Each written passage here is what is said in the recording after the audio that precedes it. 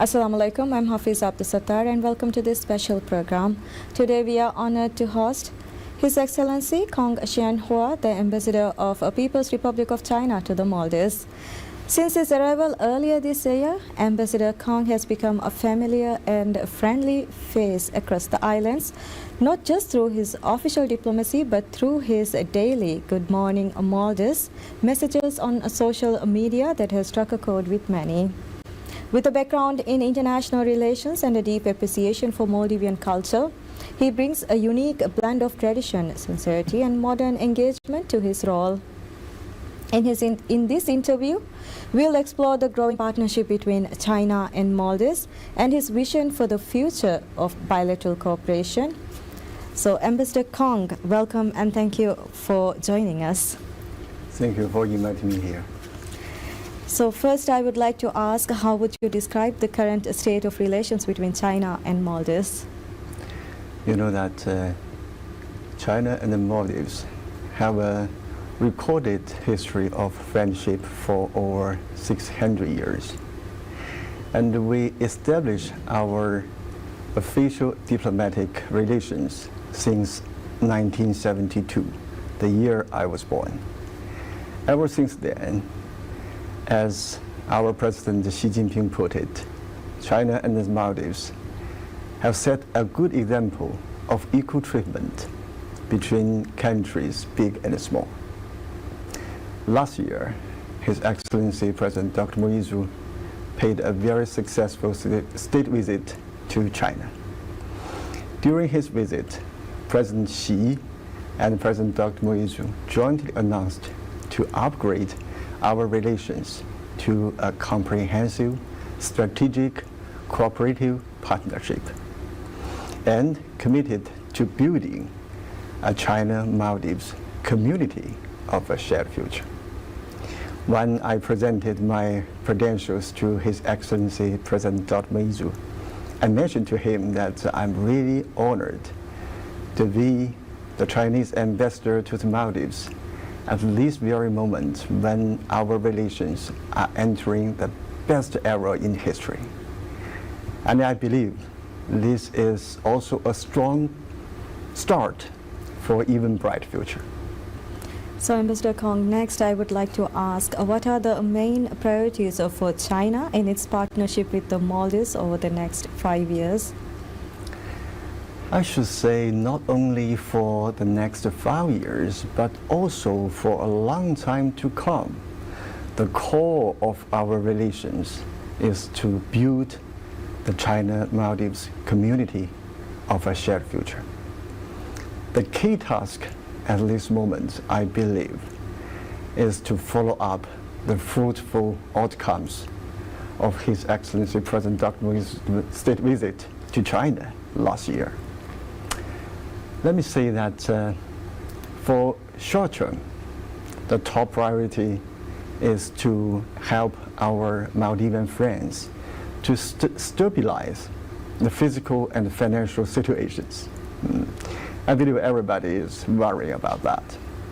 We believe that only with a stable financial and physical situation could this beautiful country maintain social and political stability, so that we could have time and space for necessary reforms. That is for the best of everybody.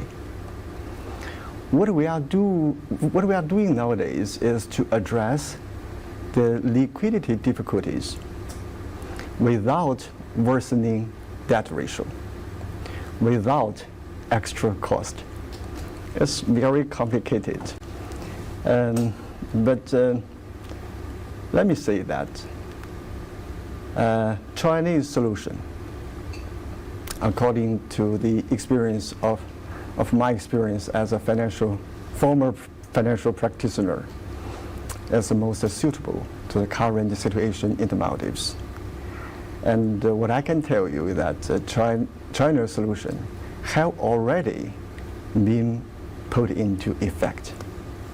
So please be confident in your government's ability to maintain the financial and the physical stability. This is for short term. And for the medium term is to execute 3 major projects fully funded by China grant aid. Vili Mali Hospital, China Maldives Friendship Hospital, and the road redevelopment project in Viligidi and Mali, and 50 council building on outer islands, on 50 outer islands. Nowadays, the hospital is in the open bidding stage, and we have finalized the feasibility study of the road redevelopment project. And for the council building project, a feasibility study team is nowadays in the Maldives, working closely with their Maldivian counterparts.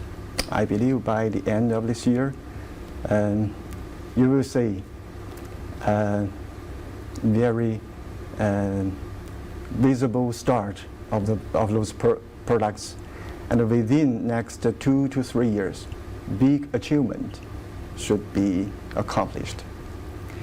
And for the long run, I believe we should focus on to attract more Chinese FDI, to enhance the internal driving force of Maldivian economic development.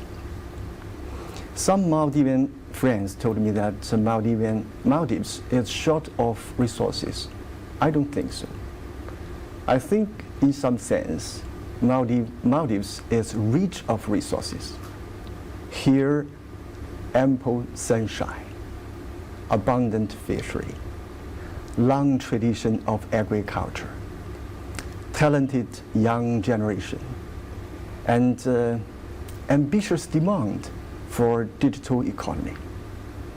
I'm encouraging potential Chinese investors to come here to have a look-see. I believe that in the future, the development of our 2 economies will be more closely integrated. So China is an important country for our tourism. The highest number of arrivals are from China. So in the future, or even now, are there any plans to increase the number of Chinese arrivals to the Maldives? I believe there should be some.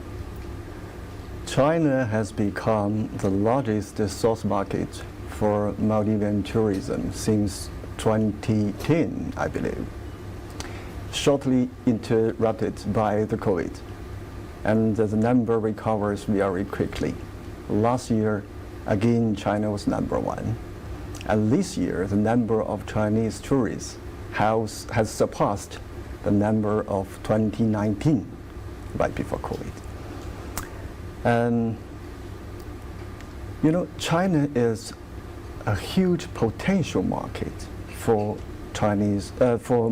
Maldivian tourism.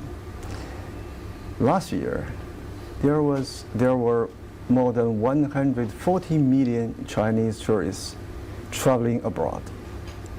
So even though nowadays China has been the number 1 source market for Maldivian tourism, still there are huge potential. I have 2 proposals for our friends in Maldivian tourism industry. One is more marketing.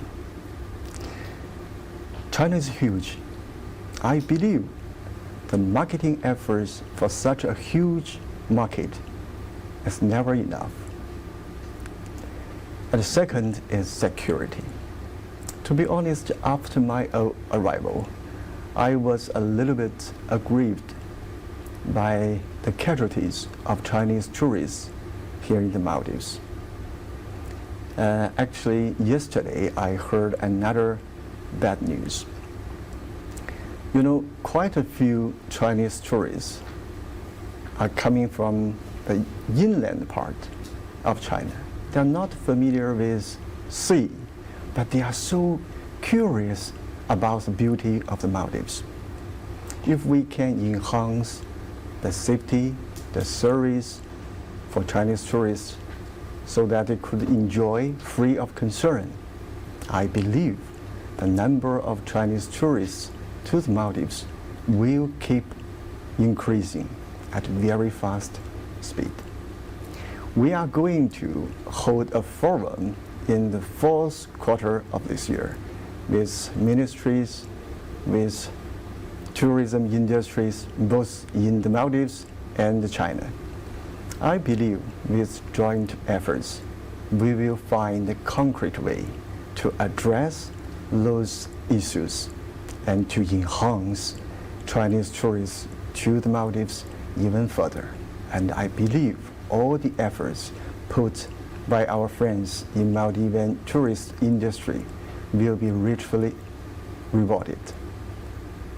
So, Ambassador Kong, how can student exchange programs between our countries be strengthened? You know, education is the main driving force for national development. And I believe this is a very promising area for our cooperation. Nowadays, higher education in China is developing very fast.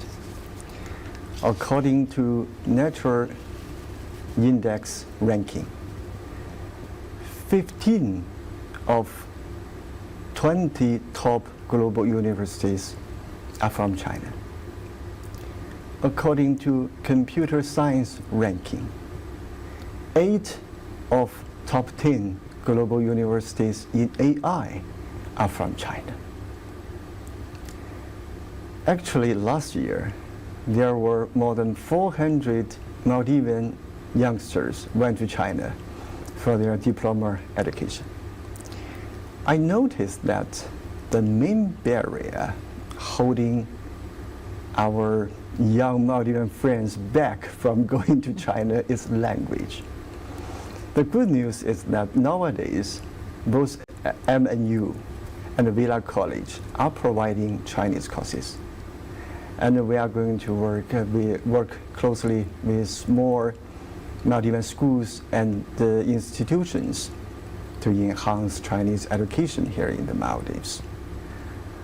I believe with the more Maldivian youngsters go to China to pursue their higher education, it will be very helpful to integrate the economic development between our two countries. And during this process, Maldivian youngsters should have more opportunities and a better platform. And also, I noticed that nowadays, Chinese students are coming to the Maldives for for courses like hospitality and tourism. My friend in MNU told me that in the coming semester, there will be 4 Chinese students come to MNU for their master's degree. I believe in the future, student exchange should be enhanced more and more. So, Ambassador Kong, next I would like to ask, how does China plan to support small island nations like the Maldives in combating climate change, particularly through collaborative efforts in marine protection and renewable energy projects? Nowadays, China is the most resolute supporter to address climate change issue.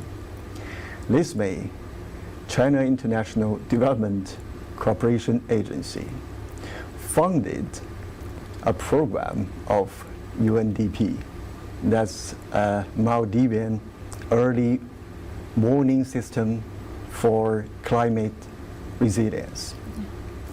And also, China's South Sea Institute for Oceanology also work closely with their Maldivian counterparts for coral reef protection, and also for coral reef aquaculture technology in the Maldives. But I believe the most important and the promising part for our cooperation to address climate change is renewable energy. As I just mentioned, the Maldives might short of oil, but Maldives is rich of sunshine. is very optimistic place for solar energy. The only problem is how to produce, to construct, to build a large-scale solar power station, not on land, but on the sea, and how to manage the instability electricity generated by solar power station. Nowadays in China, the technology for sea surface solar power station and electricity distributing system by AI are quite mature.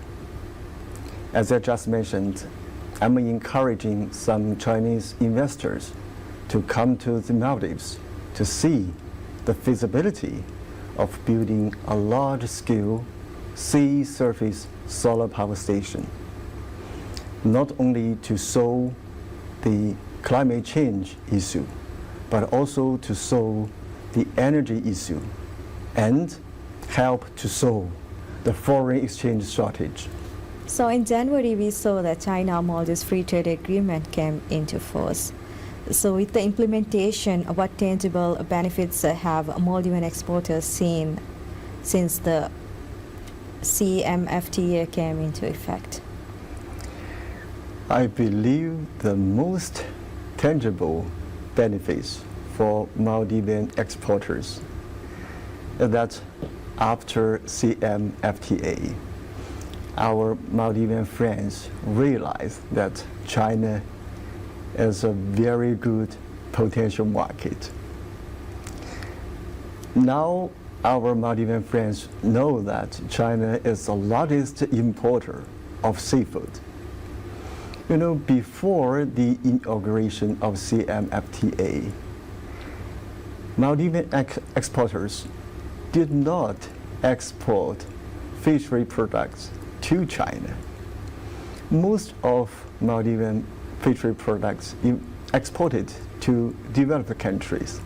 That makes sense because tuna, jackfish, luxury products.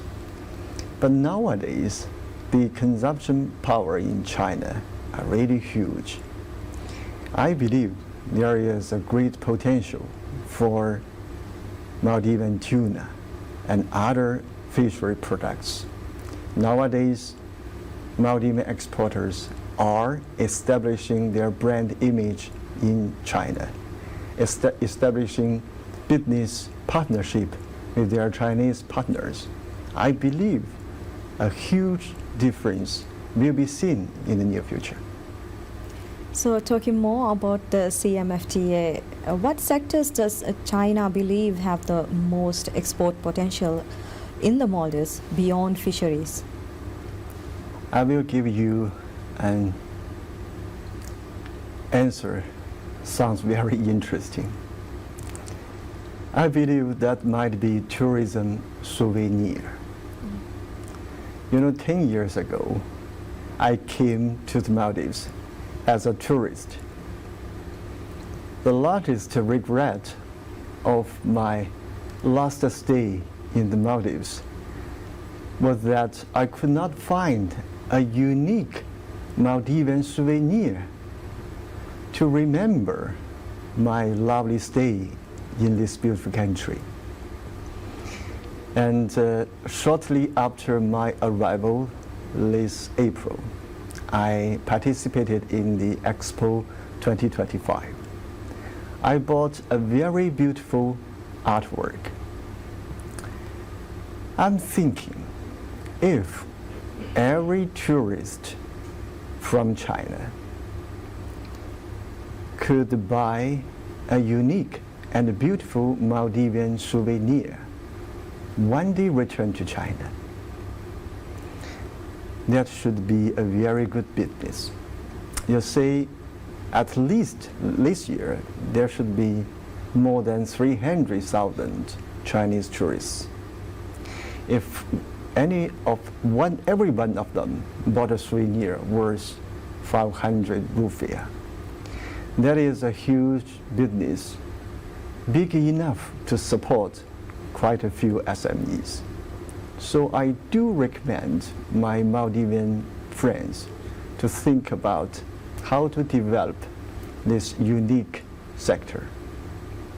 So, Ambassador, is China providing any technical or capacity building support to help Maldivian businesses take advantage of the FTA?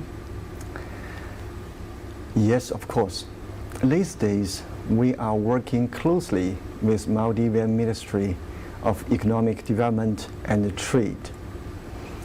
This April, Ministry of Commerce of China and the Maldivian Ministry of Economic Development and Trade jointly launched a program to promote Maldivian seafood products to China. I believe that within 1 to 2 years, you will see huge effects of that program. In addition to that, we have helped 11 Maldivian exporters to finalize their registration with General Administration of Customs of China.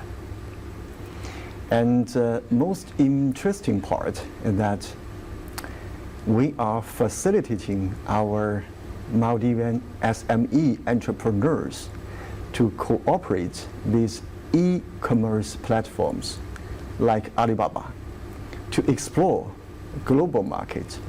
They are working together. We should hear some good news from them quite soon. And Ambassador, are there any mechanisms within the FTA to monitor its fairness and adjust terms if needed? Of course, there should be one. CMFTA provides there will be a joint committee composed of different authorities of both sides.